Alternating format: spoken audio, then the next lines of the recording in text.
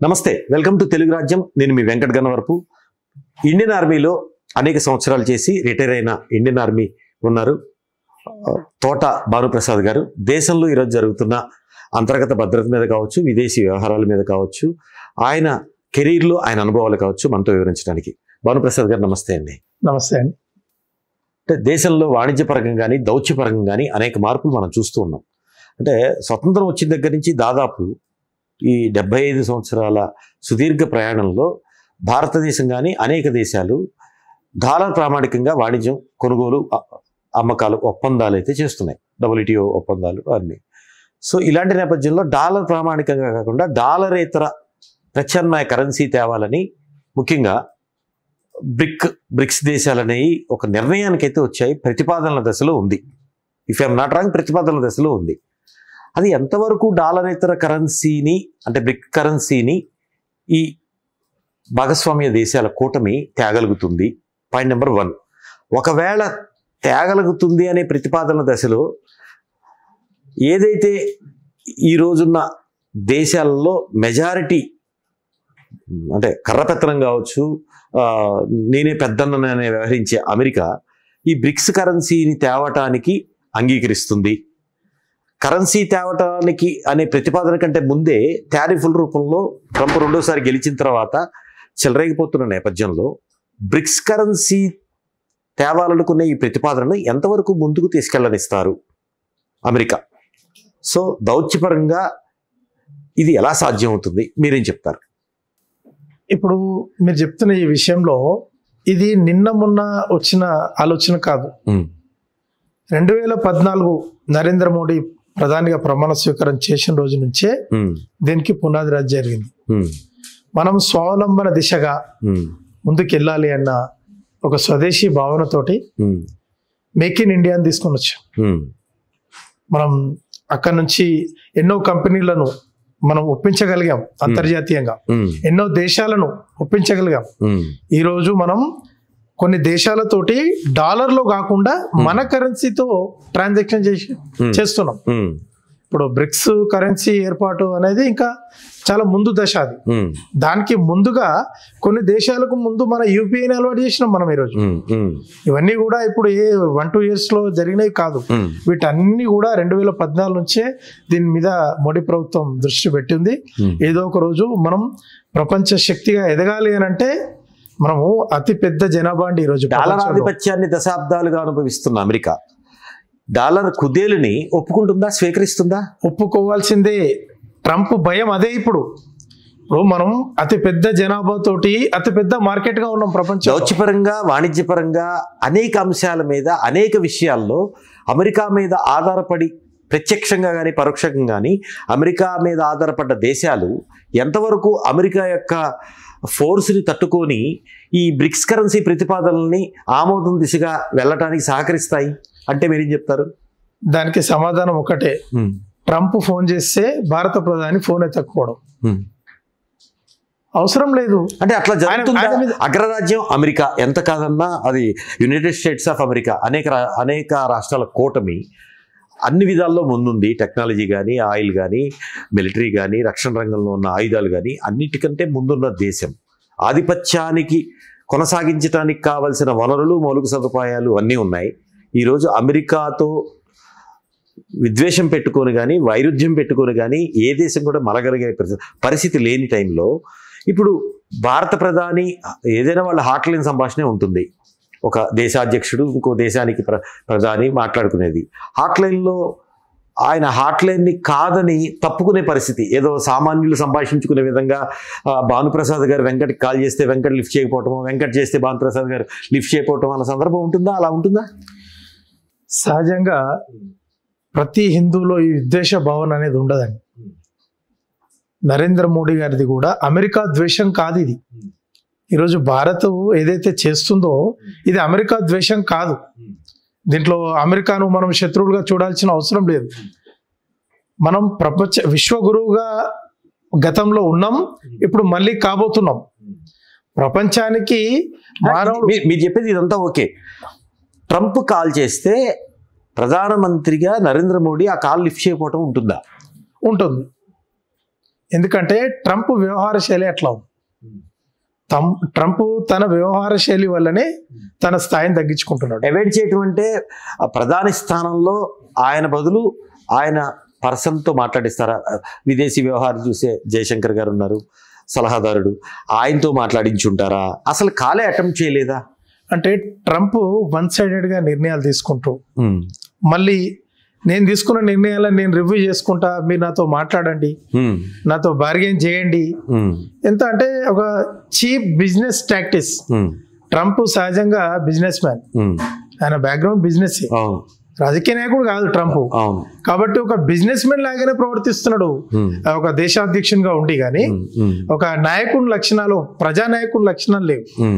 కాబట్టి అతను ప్రపంచాన్ని ముందుకు నడిపిస్తాడు. ఇప్పుడు నోబెల్ ప్రైజ్ గురించి కూడా చాలా చీప్ గా ఇక్కడ మనం వ్యక్తిగా నోబెల్ ప్రైజ్ ఇవ్వాలి అని రిక్వెస్ట్ చేస్తున్నాడు. ట్రంప్ను వ్యక్తిగా చూడాలా లేకపోతే దేశ అధ్యక్షుడిగా చూడాలా? ఎందుకంటే ఏ దేశ అజెండా ప్రకారమే అప్పటికి ఉన్న ప్రభుత్వ అధినేతలు, కీలకమైన రోల్లో ఉన్న వాళ్ళు ఆ దేశ ఎజెండాని వాళ్ళు అమలు చేస్తూ వెళ్తారు. కానీ ఇప్పుడు ట్రంప్ వ్యక్తిగతంగా వచ్చిన అమలును చూడాలా, లేకపోతే ఆ అమెరికా అజెండానే ఇప్పుడు ట్రంప్ చెప్తున్న అజెండాగా చూడాలా? ఏ వ్యక్తి అయినా అతను ఏ స్థాయిలో ఉన్నా వ్యక్తిత్వం చాలా ఇంపార్టెంట్. అది అమెరికా అధ్యక్షుడే కానివ్వండి, ఎల్ఓపి రాహుల్ గాంధీ అయినా కానీ. పొజిషన్ వేరు, పొజిషన్ నీకు అదృష్టం ప్రకారం వచ్చేది, కానీ నీ వ్యక్తిత్వం కూడా ఆ పొజిషన్కి శోభ తెచ్చేలాగా ఉండాలి.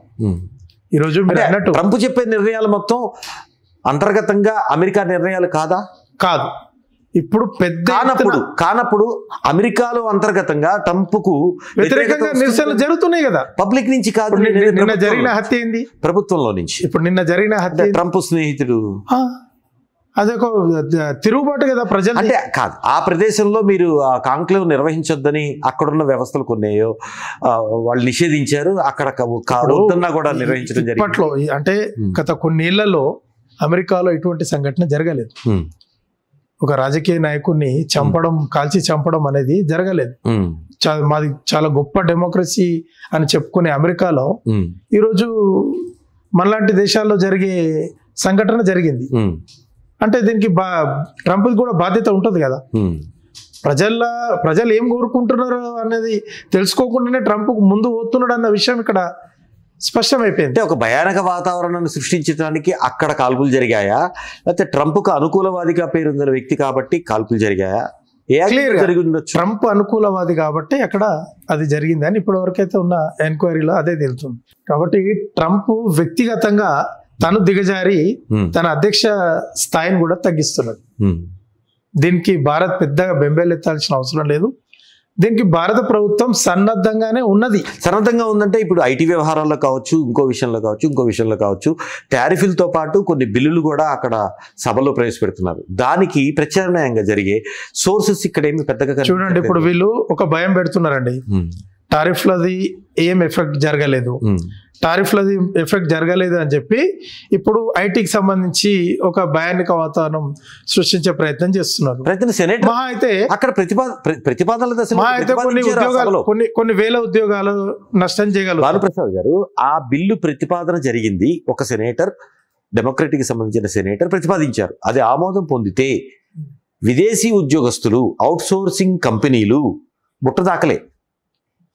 మనం ఆధారపడిందే భారత్ ఐటీ రంగంలో 100% మనం ఎగుమతులు చేస్తే 60% పైచీలకు అమెరికా మీద మనం డిపెండ్ అయి ఉన్నాం. అక్కడ ఆ బిల్లు ప్రతిపాదిస్తే అమెరికన్ కంపెనీల్లో విదేశీ ఉద్యోగులు నిరోధించడానికి ప్రవేశపెట్టే బిల్లు ఇది. ఇప్పుడు ఇండియన్ ఉద్యోగస్తులకి స్థానం ఉండదు. తర్వాత ఇండియన్ కంపెనీలకి అవుట్సోర్సింగ్ కూడా ఉండదు. అక్కడ కంపెనీలు ఇక్కడ ఇండియన్ కంపెనీలకు అవుట్సోర్సింగ్ ఇవ్వవు. ఇప్పుడు వర్క్ ఇవ్వాలి కదా, మనకి ప్రాజెక్ట్ రావాలి కదా. ప్రాజెక్టులు వస్తేనే ఇవాళ మనం గొప్పగా చెప్పుకుంటున్న ఫైనాన్షియల్ డిస్ట్రిక్ట్ కానీ, గచ్చిబౌలి కానీ, ఇక్కడున్న వందలాది వేలాది కంపెనీలు కానీ, లక్షలాది మంది ఐటీ ఉద్యోగులకి ప్రాజెక్ట్ లేనప్పుడు వాళ్ళు బెంచ్ మీద అన్నాలను కూర్చోబెడితే కంపెనీస్ పింక్ స్లిప్పే కదా గతి. ఈ విషయంలో ట్రంప్ ప్రభుత్వం గనక మీరు చెప్తున్నట్టుగానే మూర్ఖంగా ముందుకు పోతే సేమ్ టైం సరే మనకు కొన్ని వేల ఉద్యోగాలు పోతాయి, అమెరికాకి లక్షల ఉద్యోగాలు పోతాయి అని అనుకుందాం. వాళ్ళు ఆ బిల్ పాస్ చేసి నిజంగానే దాన్ని ఇంప్లిమెంట్ చేస్తే కొన్ని లక్షల ఉద్యోగాలు పోతాయి అని మనం అనుకుందాం. సేమ్ టైం అమెరికన్ కంపెనీలకు నష్టం జరగదా? అప్పుడు ఆ కంపెనీలు ఇప్పుడు అవి ఏవి కూడా అమెరికన్ ప్రభుత్వ వ్యవస్థలు కావు, అవి ప్రైవేట్ కంపెనీలు. మీరు ఇది గమనించాలి. ఉద్యోగం పోతే ప్రైవేట్ కంపెనీలకు మీ దగ్గర వాళ్ళకు ఎక్కడ డబ్బులు వస్తే ఎక్కడ డబ్బులు మిగిలితే అక్కడికి షిఫ్ట్ అవుతారు. భానుప్రసాద్ గారు ఒక వ్యక్తిని ఇండియాకి వచ్చేసి రేపటి రోజు అమెరికా నుంచి కూడా ఇండియాకి వచ్చేస్తాయి. నేను అదే అడుగుతున్నా మిమ్మల్ని. భానుప్రసాద్ గారు ఒక ఎంప్లాయీని రిక్రూట్ చేసుకున్నారు. ఎంప్లాయీ విధానం ఎంప్లాయీ నచ్చుకో తీసేశారు, లేదు తీసేయలేదు. భానుప్రసాద్ గారికి ఇబ్బంది పెట్టడానికి అవుతుంది నేను లేకపోతే అంటే ఓ సామెత వస్తుంది. అది కాకుండా ఇప్పుడు భానుప్రసాద్ గారికి ఈయన కాకపోతే ఇంకో 96 మంది ఉంటారు, కానీ ఇతనికి ఉద్యోగం దొరకాలి. దొరికే ఈ కాల వ్యవధిలో కుటుంబము, ఆయన నిత్యావసరాలు, ఆయన కన్సైన్మెంట్స్, ఆర్థిక విధానాలు కుదేలైపోతాయి. ఇతని మీద ఆధారపడ్డ మార్కెట్, ఇతని మీద ఆధారపడ్డ కుటుంబమే కాదు, ఇతని మీద చాలా మార్కెట్ ఆధారపడి ఉంది. ఎందుకు? ఇతని దగ్గర పనిచేసే వాళ్ళ ఇంట్లో పనివాళ్ళు,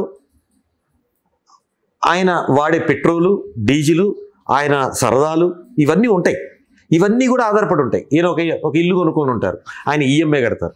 మళ్ళీ నిర్మాణ రంగం దీని మీద ఆధారపడి ఉంటుంది. నిర్మాణ రంగం కుదేలైతే కూలీ వ్యవస్థ దెబ్బతింటుంది. నిర్మాణ రంగంలో అనేక రంగాలు ఉంటాయి, అవన్నీ దెబ్బతింటాయి. ఇవన్నీ ఒకదానికి లింక్ అప్పే కదా.